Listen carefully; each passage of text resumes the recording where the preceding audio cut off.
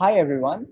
I welcome you all to the fifth guest interview under Founders in Honors initiative by the Entrepreneurship Club of the Placement Cell, Shri College of Commerce. This club is dedicated to stimulating entrepreneurial learning and providing enhanced opportunities through action and experience. Today, we are delighted to have with us Mr. Gaurav Goel, the founder and CEO of Samagra Governance, a mission-driven governance consulting firm. Believing in governance being the primary lever of change to create social impact, it works to solve the most intractable governance challenges facing the country today. We welcome you, sir. Nice to be here, Shashwat. Looking forward to the discussion. Thank you, sir. So I would now like to walk you through the structure of the interview. It would be divided into three segments. The first segment would deal with questions related to your organization. The next one would be a rapid fire, and the last section would contain some closing questions. Sounds good. So the first question is, when and why did you decide to start Samagra? So I think the first time I seriously started thinking about what I want to do in life was during my college times, like most of us do. So I was studying at IIT Delhi, and that's till that time I was just going through the drill. But that's the first time I started seriously thinking about my future and what I want to do. And the answer was broadly clear. I think it was clear that I wanted to do something that created impact at scale, right? That positively influenced the lives of people in a tangible way, something that's real impact on ground. So that was pretty clear. Something that is at scale and something that's tangible, positive impact in the lives of people. But like a lot of us at that age, right? You know what you want to do, but you don't know how to go about doing that, right? The same was the situation with me. I didn't know how to pursue this aspiration or pursue this dream. And therefore I decided to just continue with the drill for some more years. I said, okay, let me kind of continue on this process of learning, develop some competencies, pick up some horizontal skills, and in the process also try and figure out how do I get on that impact journey. If I stayed the course, I basically went on to do my MBA after my undergrad. So did my MBA from IIM Calcutta, did my summer internship at McKinsey & Company, got a PPO, and then straight out of campus, joined McKinsey. But and even at the time of joining McKinsey, the thinking was that to treat it as a finishing school, where I again pick up some skills and in parallel figure out what can I do to create impact. It was a great journey. McKinsey was a very good experience. Was learning a lot, was getting a lot of opportunities, was doing well. Everything was going well actually. But again, as I sometimes say, that just because a highway is good, you cannot continue to drive on it, right? Especially when your destination is something else. In my case, it was impact. So even kind of 2 years, 2.5 years, 3.5 years into McKinsey, I couldn't figure out what's that vehicle through which I can kind of create impact. At the time, the impact ecosystem was also not as evolved like it is today, relatively much more evolved now. At the time, there were a lot of traditional NGOs, but nothing much beyond that. So therefore, I couldn't, as I'm saying, spot a vehicle through which I could really get on that impact journey that I wanted to. And since there was no such thing that I could find, I said, okay, let me try and create a vehicle of my own. Right. So that's how the idea of Samagra came. There was no aspiration or no this thing that I had that I want to be an entrepreneur, I want to start out something my own. None of that till the time. It was all about saying I want to create impact at scale, real impact at scale, and let me figure out how can I do that. And when I couldn't find something that I felt that I could get onto, that's when I decided to become an entrepreneur and set up Samagra. So that's how it happened. Right, sir. That sounds very inspiring. Someone can. So the next question is, how did you decide what Samagra would do? So it was basically, as I said, I decided that I'll quit McKinsey and start out something in the impact domain. And I quit McKinsey in end of 2012. But since I had very little, and at the time of quitting, what I was largely kind of a belief was that a good way to create large scale impact would be around governance and politics. Politics and governance being the biggest instrument of change, especially if you want to touch millions and millions of people and transform their lives in a meaningful way, especially the underprivileged. then one cannot wish away the political and the governance process. So that thought process was there at the time when I had quit McKinsey. But then growing up in Delhi, I was born in Dehradun, but all my had kind of really grown up in Delhi. Growing up in Delhi, you have very little exposure to governance, right? The only exposure you have is probably the Delhi police. That's your only interface with government. So I had very little or no understanding at all of how governance works, how politics works, and so on. So I spent the first 6 months after quitting McKinsey to really travel extensively across the country. So I did three things actually. I somehow got hold of one, I remember District Collector Bhopal, IAS officer, and I said, I want to shadow you for a week. And I want to understand how the thing really works because I have no clue. So 1 week I stayed with him in Bhopal and tried to kind of understand the different nitty-gritties of how administration works. And through him, the entire administration under him. So the municipal commissioner, the patwari, the tehsildar, the block development officer, the various officials that you have at a district level and below, I shadowed them and tried to see how the wheels of governance really move on the ground. And then through them, their batchmates, their network, slowly kept on expanding and did this with many different officers across the country. So that was one thing that I did. Second, I just made a list of some 25 organizations, just searching on the net and saying, okay, these are the organizations which seem to be doing good work in the impact sector, most all of them NGOs. And then I would go and meet them in Delhi, Bombay, wherever they were headquartered, try to understand their model and then say, okay, where are you doing good work? So, for example, an organization, Pradhan, which works in livelihood, I met them and they said, we're doing really good work in Godda in Jharkhand and Dholpur in Rajasthan. So I went to both of these places and stayed there for a few days to understand their model.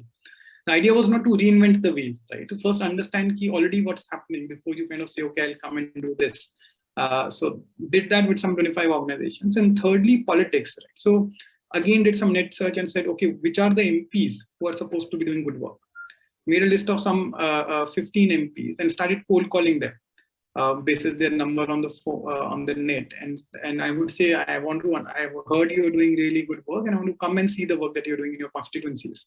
Right? And I was surprised that it took some time, but most people who are doing good work are actually very happy to showcase also. So they've actually invited, they also showcase their constituencies, Baramati, Chhindwara, Durg, Bikaner, different constituencies I went to.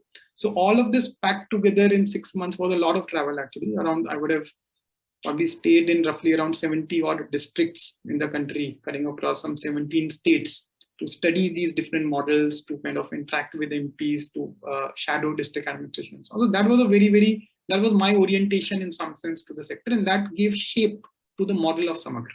So this whole broader theme was there around governance and politics, but then the model emerged out of this travel, which was to say we'll work with MPs, members of parliament, and support them with different aspects of constituency development. So we'll be the MP's team, which closely works with him or her and facilitates development in the region they are getting elected from.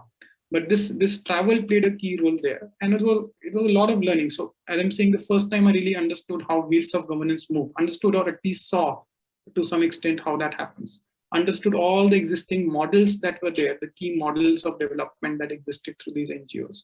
And it was a very humbling experience as well, because when you do this, you realize that in college you feel, right, that I will change the world. Yes, you will, but there are a lot of people who have really dedicated their lives and are doing that. So it was very important to see that, learn from that. And so, yeah, so that's how it came about. I'm sure must have been very exciting 6 months. Yeah, it was very interesting, and I really feel glad till date that I did that. And I would really encourage all kind of youngsters who want to start something to also travel, and generally for everyone to travel across the country extensively whenever you get an opportunity. It's a huge learning. Moving on, what does Samagra, the name, signify? So Samagra basically came from this model, right? The model of supporting MPs with constituency development. And that time the thinking was that we'll holistically or in an integrated way develop that constituency or any constituency that we kind of work with the MP on. And Samagra literally means holistic, right? So that's how the name basically came. So holistic development, Samagra development. So our technical full name is also Samagra Development Associates Private Limited, right? So holistic development, that's where the name essentially came from. So what has been the toughest phase in building Samagra so far? How did you overcome that? So I think many tough phases. I would say every 2 to 3 years, there is some phase where it's really challenging, right? And you have to really kind of see through that and come out of that stronger. But if I were to pick one, I would say the first 2 years. The first 2 years were the most challenging. And let me just to give you some flavor. So let's say 2012, end of 2012 is when I quit McKinsey and started Samagra. 1 year into that, let's say end of 2013, the situation was pretty grim, right? On the work side, on the professional side, we were working at the time with two MPs, one in Haryana and one in Odisha.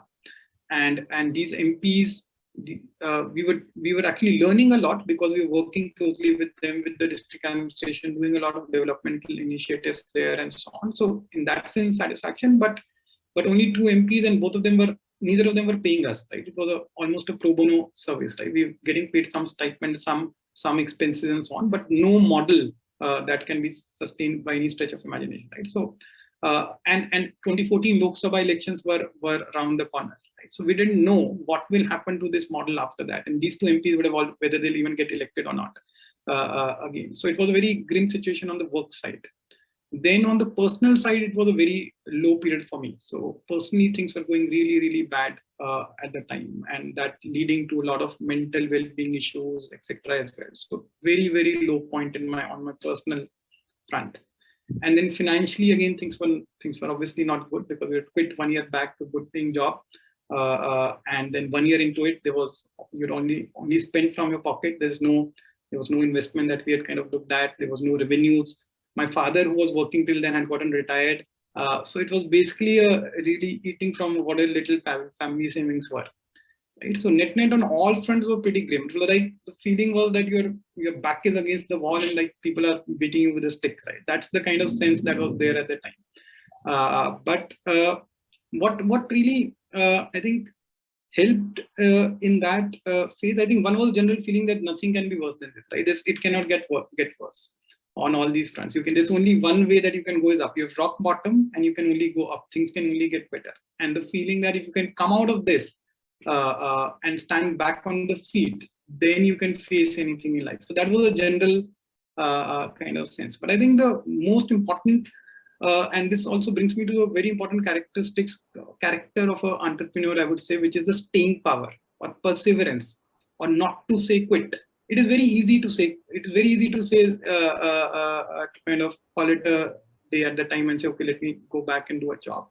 But that whole thing around, at least in my case, I can say the whole thing about it not being about building a company or building an organization or being an entrepreneur, that was not the main driver, because at that time we're not really building. It's a very initial phases, right? There's no organization, large organization, so on.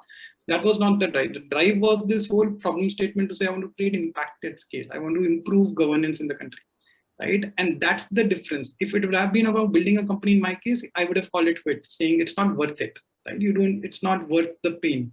But since it was something more deeper and something more closer to my heart, which was my passion, that's what kept me going through that phase. And it's not that it got better overnight or even in a month or two. It took another year and a half for things to get better slowly. And I think that staying power, coming from that innate passion about what you're doing, I think that's what held me in good stead in the first 2 years. Sure. Perseverance and dedication is a must for achieving anything.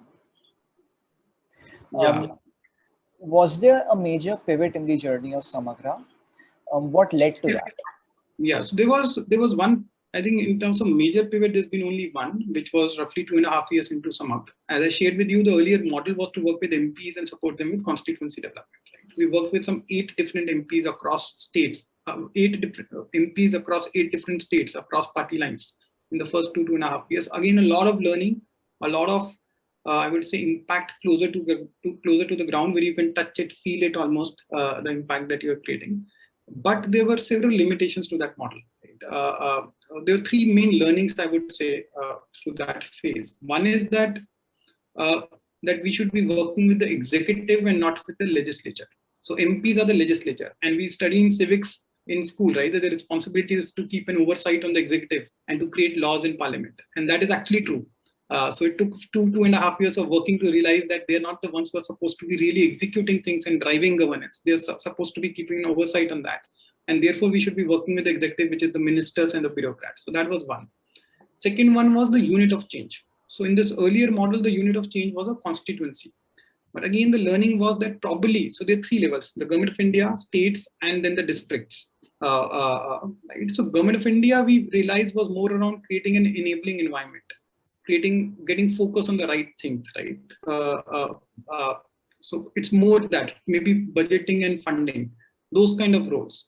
District is on constituency is largely implementation. It's the state when the real magic can happen, where you can design and conceptualize a lot of things and at the same time have very direct control on implementation, because the districts report to the state and not to the government of India. So state as a unit of change was the other thing that came, and that was the second element of the pivot. One was to work with the executive, second was to work at the state level. And even in terms of funding, business model perspective, that made sense, because these MPs whom we were working with, they were writing us checks from their personal pockets, which is like almost unheard of, and not many MPs can do that also. And you shouldn't expect MPs to do that as well, right? Also, you don't want to be working with only rich MPs. So that was not a sustainable model. Whereas if you're working the state level, then multiple models can be unlocked from a funding perspective. So all of this put together led to a pivot and to the work that we've now been doing for the last almost 6 years, which is to work with the political and the bureaucratic leadership at the state level on more deep system reforms across different domains of governance, right? So how do you improve the quality of education across all government schools in a state? How do you improve incomes of farmers in a state? How do you get more youth linked to employment opportunities in a state, and so on? Yeah, so that was the only major pivot, I would say. Okay, sir. How is Samagra different from consulting firms that work with government? I would say, if I have to highlight, I would say pick basically two differences. One is, I would say, people, right? People, because this we always try to get a combination of two things in people at some point. One is a deep passion for impact, right? Everyone is here because they want to create impact at scale. There's no other work that we do, right? So there's only work that we do. So everyone who comes here comes with that. This thing. Secondly, is a high benchmark on skills, and that's we've consciously kind of done over the years. We keep a very, very high benchmark in terms of recruitment, right? So it's a combination of that passion for impact and skill, which I think is unique in Samagra, because a lot of, firstly, very few organizations work with the government, right? Very few, at least, consulting firms work with the government now, and the ones that do would typically have a vertical for working with government, or a social impact practice, or a government practice, and so on. But then a lot of time people are also on rotation, right? So you have people who've kind of doing the governance work as an expedition, or as a change, or as an experience, and so on. Whereas here, that I think that helps us, because then everyone who's coming here is coming with that passion, and if you can keep the bar on skills and competence, then that helps. So that's one different people. I think the second is approach, I would say. Approach, because what I mean by that is that it's a very homegrown, organic model of governance consulting. It's not a adapted model of a corporate consulting that's been adapted to governance.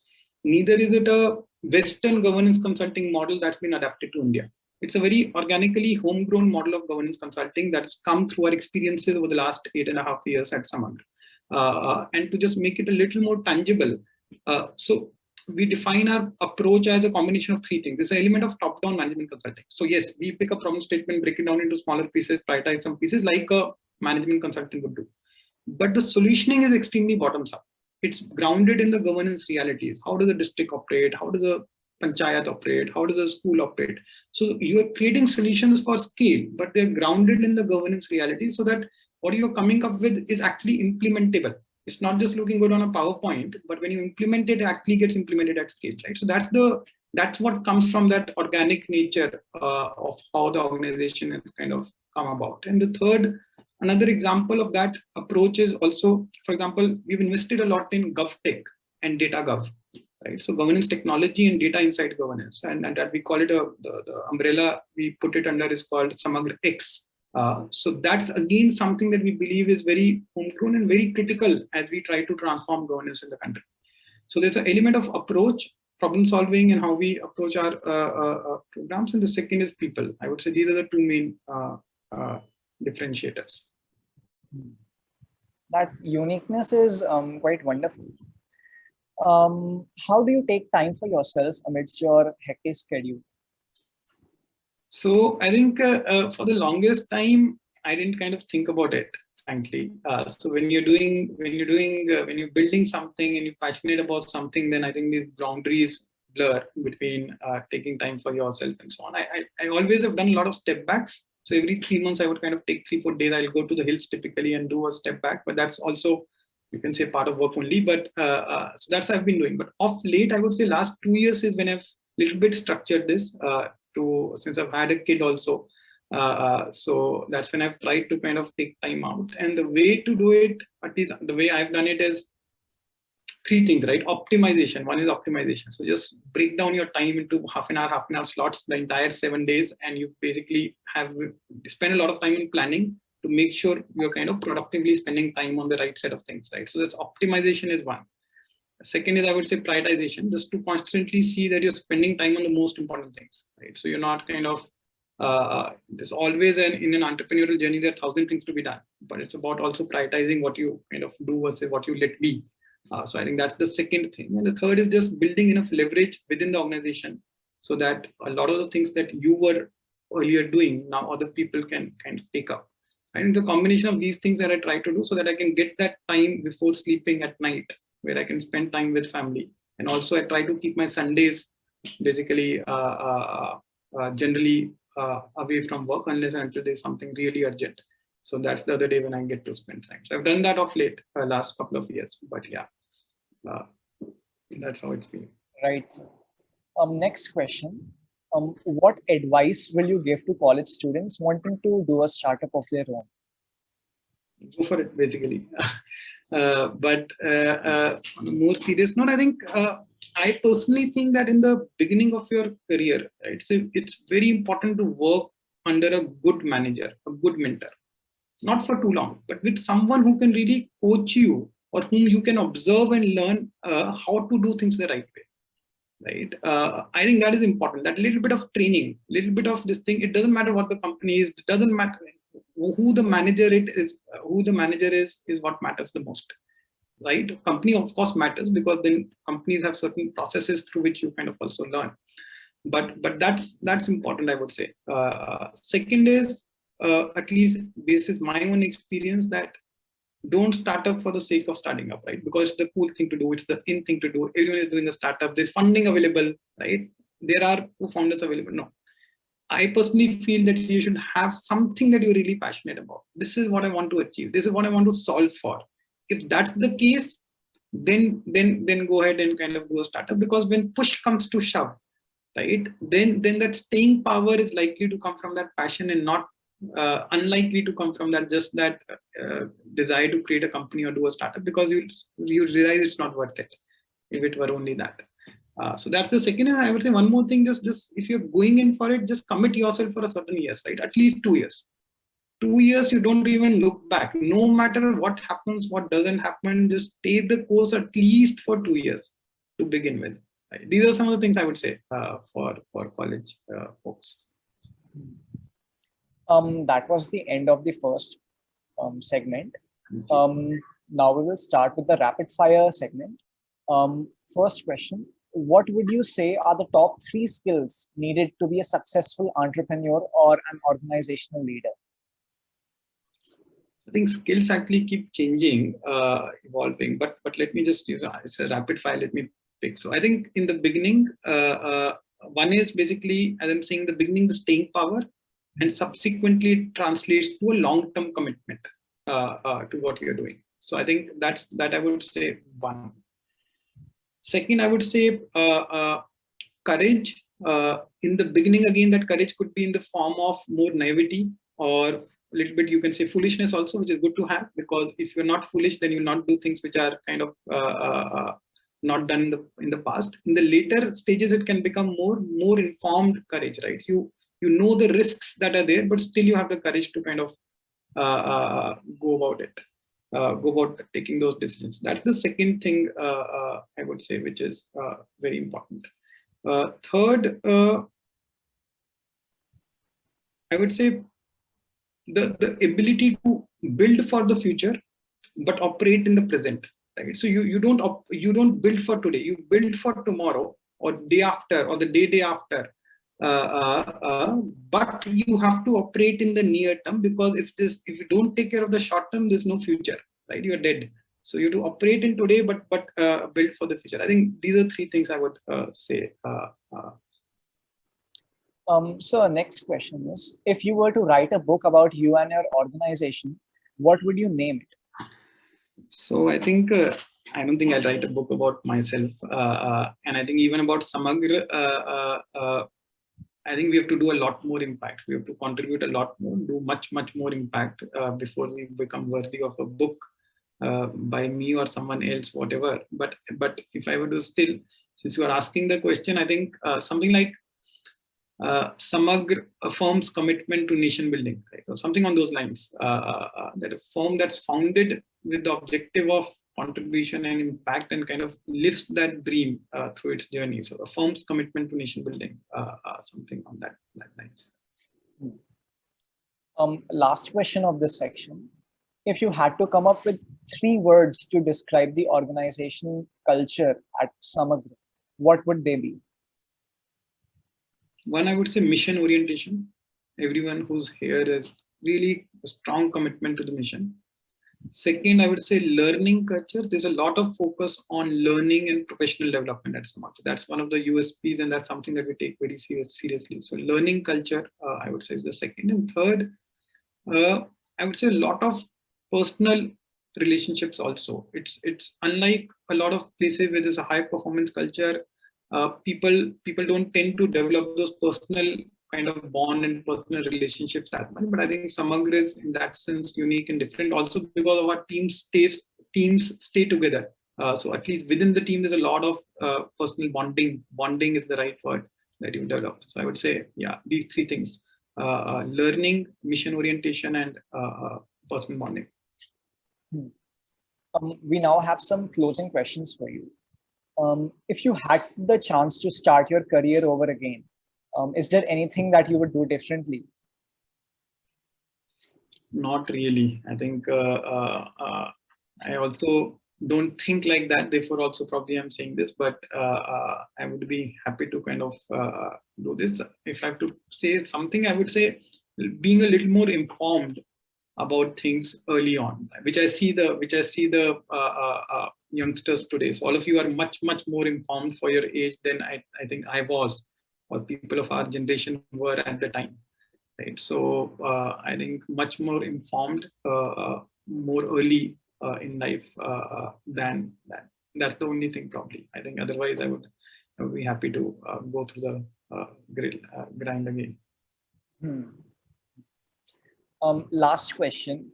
Where do you see your company in the next 5 years, or what do you want Samagra to achieve in the next 5 years?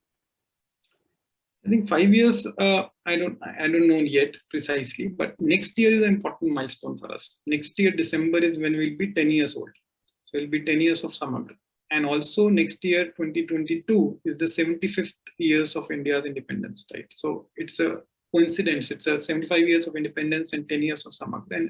And the goal that we have set for ourselves at Samagra is that by next year, we want to be quote unquote ready to be able to make a meaningful contribution in the India at 75 to India at 100 journey. We really believe that that's the time when really India should kind of really the potential that we've been having for years, it should manifest itself. And not that we are the only people who will contribute to it. The entire nation has to come together to make it happen, but we'll make our own small contribution. We want to make our own small contribution in that 75 to 100 journey, and we want to be ready. We want to develop the muscle for it for the next year and a half, or next till Samagra 10. Right? And we have, like typical consultants, we have broken it down. We have our own framework for it. What are the capabilities to be developed? What does this readiness mean, and so on. Not getting into that, but yeah, that's the goal. And then subsequent to that, maybe Samagra 10 to Samagra 15 is when we'll really want to focus on growth.